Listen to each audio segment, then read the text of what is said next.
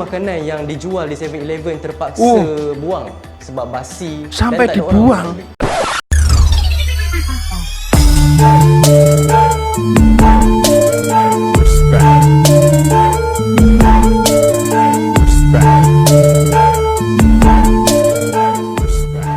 Halo, Rek. Halo. Assalamualaikum warahmatullahi wabarakatuh. Bertemu lagi ada saya di sini, Cak Lonjong. Salam Lonjong.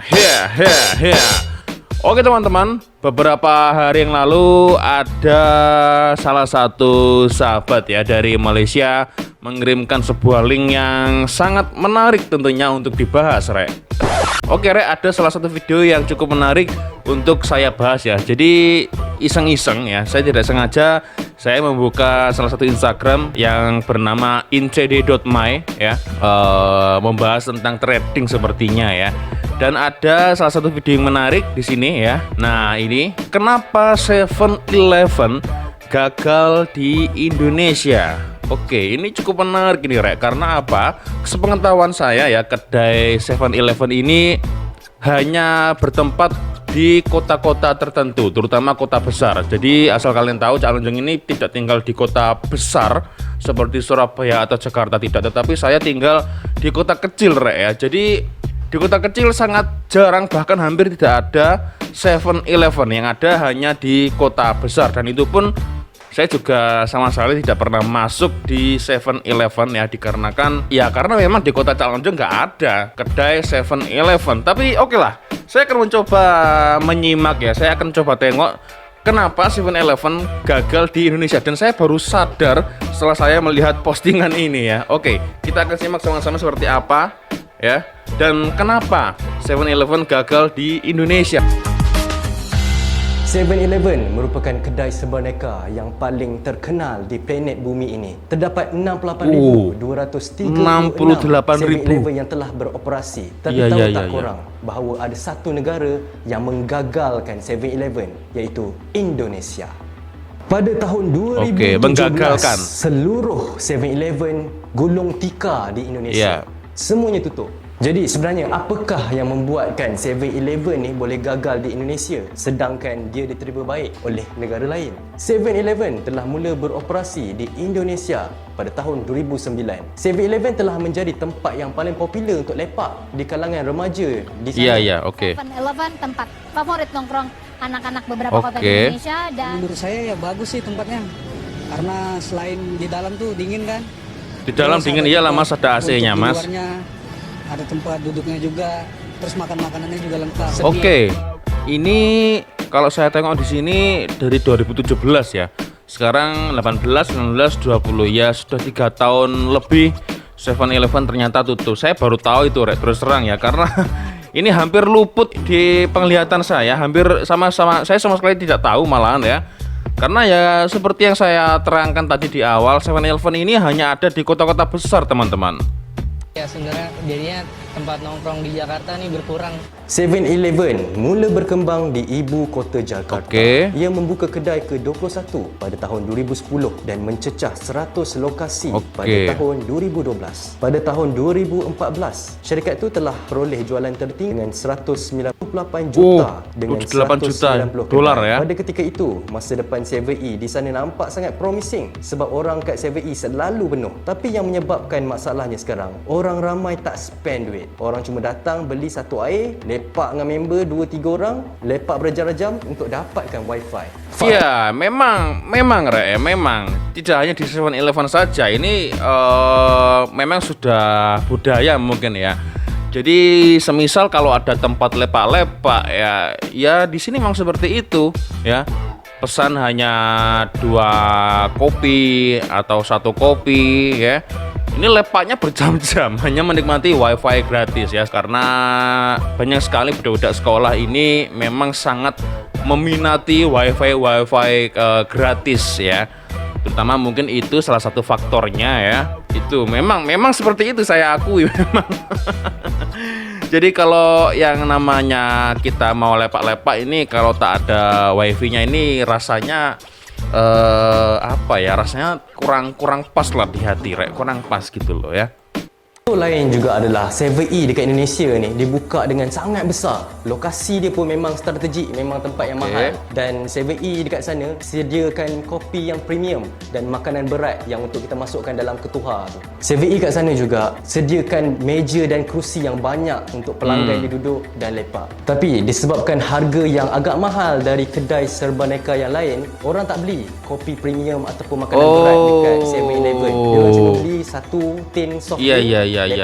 Mungkin itu salah satu faktornya ya. Jadi semua makanan yang dijual di 7-Eleven terpaksa buang sebab basi sampai dan tak ada dibuang. orang beli. Sebelum larangan alkohol dikenakan pada 2015 di Indonesia, 7-Eleven merupakan tempat pilihan warga Indonesia untuk minum bir selepas kelas atau balik kerja sambil menikmati wifi dan makan snack. Tapi selepas Indonesia melarang alkohol, penjualan bersih 7E turun hampir 24% sepanjang tahun berikutnya. Itu. Bila orang dah tak beli alkohol, orang nak ya, singgah ya, beli ya, ya. snack kacang pun dah kurang. Justru saya malah baru tahu dari postingan ini ya, karena 7-Eleven itu malah secara bebas menjual alkohol ya. Saya malah baru tahu ya.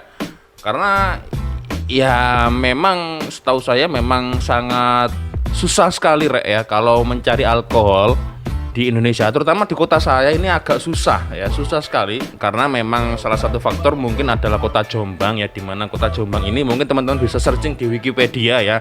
Jombang itu seperti apa? Banyak pondok pesantren, banyak santri karena terkenal dengan tagline-nya Jombang Beriman. Jadi susah kalau mencari alkohol ya. Nggak tahu kalau di kota yang lain, tetapi saya rasa jujur baru tahu ini Rek.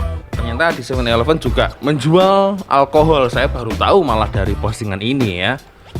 Orang Indonesia kebanyakannya membeli barangan runcit dekat kedai minimarket lokal dia orang. Yang paling top adalah Indomaret dan Alfamart. Betul. Harga lebih murah dan orang tahu tu kedai serbaneka. Ya, jadi sangat asing 7-Eleven ini di telinga saya ya, karena memang hanya ada di kota-kota besar ya. Dan untuk Indomaret, Alfamart ini hampir semua kota, setiap jalan pasti selalu ada Indomaret dan Alfamart ya. Ketika kalian berpergian dengan motor atau mobil atau kereta ya, setiap jalan pasti selalu ada Indomaret dan Alfamart. Ganti jalan ya, dari jalan A ke jalan B selalu pasti ada Indomaret dan Alfamart. Ganti jalan begitu seterusnya ya. Jadi sangat menjamur Indomaret dan Alfamart di sini ya. Terlebih ketika tahun-tahun kemarin ini wah sangat membludak peminat-peminat masyarakat Indonesia ya dengan adanya Indomaret dan Alfamart. Karena banyak sekali yang disuguhkan di Indomaret Alfamart, mungkin hampir sama dengan 7-Eleven ya. Di situ kita bisa membeli barang-barang mungkin agak sedikit murah barang-barangnya, dan juga untuk kebutuhan setiap hari juga ada ya. Kita mau bayar online, shopping online juga bisa bayar melalui Indomaret dan Alfamart. Itu yang saya tahu teman-teman ya. Oke, next. Orang beli barang dan terus caw. Tak macam 7E yang mindset orang datang kat sana adalah untuk Lepak, lepak lama-lama. Yelah sebab dah ada meja, kursi. Iya. Kalau di Indomaret sama Alfamart ada memang tempat lepak kursi sama meja, tetapi bukan lepak, istilahnya hanya untuk rest area saja. Jadi tidak banyak teman-teman ya. Hanya ada satu meja, 2 meja, 4 kursi. Jadi tidak banyak seperti yang dilakukan dengan 7-Eleven. Dan lagi di Indomaret sama Alfamart tidak disediakan wifi gratis ya. Ya mungkin karena yang ditakutkan mungkin seperti bernasib 7-Eleven ya. Pengunjung hanya membeli minuman hanya 1 atau 2 biji ya. Lepak-lepaknya yang lama berjam-jam. Mungkin salah satu faktornya itu kenapa Indomaret dan Alfamart tidak disediakan wifi gratis ya. Oke, next. Menyebabkan lebih banyak kerugian daripada keuntungan. 7E di Indonesia tutup secara official pada 2017. Saya baru tahu Jadi ini itulah ya. topik pada hari ini. Jangan lupa berikan komen di Oke, ruangan oke, bawah oke. dan Siap, share kepada siap, rakan-rakan yang lain jika merasakan Oke. video ini Justru saya pertama kali masuk di kedai 7-Eleven ketika saya berada di Kuala Lumpur ya. Saya tanya dengan teman saya ya, "Bro, di sini ada tak Indomaret atau Alfamart mungkin ya yang sejenis toko-toko yang hampir sama yang ada di Indonesia?" Jawabannya ya 7-Eleven itu ya. Dan pengalaman saya ketika masuk di 7-Eleven ya hampir sama dengan yang ada di Indonesia ya. Ada pelayan kasirnya ya, ada berbagai macam kebutuhan keseharian, ada rokok, ada mie instan, ada makanan-makanan gitu kan, hampir sama. Cuman untuk lepak-lepak, saya kira waktu itu berhubung karena memang tidak ada tempat lepaknya, saya rasa ketika saya berada di Setiawangsa ini tidak ada tempat lepaknya, hanya 7-Eleven saja ya. Jadi mungkin kemungkinan tidak semua 7-Eleven bisa digunakan lepak-lepak ya. Karena pengalaman saya pribadi ketika saya di Setiawangsa Kuala Lumpur ini 7-Elevennya tidak menyediakan kursi atau meja gitu ya. Oke Rek, sepertinya cukup sudah untuk video calonnya kali ini ya. Terima kasih untuk teman subscriber tadi yang sudah memberikan informasi kepada saya. Sangat-sangat bermanfaat, terus terang karena saya baru tahu ya 7-Eleven di Indonesia sudah tutup, saya baru tahu. Ya karena di kota saya nggak ada teman-teman, tidak ada 7-Eleven gitu loh. Adanya hanya Indomaret dan Alfamart saja. Adapun hanya di kota-kota besar ternyata sudah tutup. Ya saya baru tahu. Terima kasih ya karena sudah men-share atau mengkongsikan informasi ini kepada saya.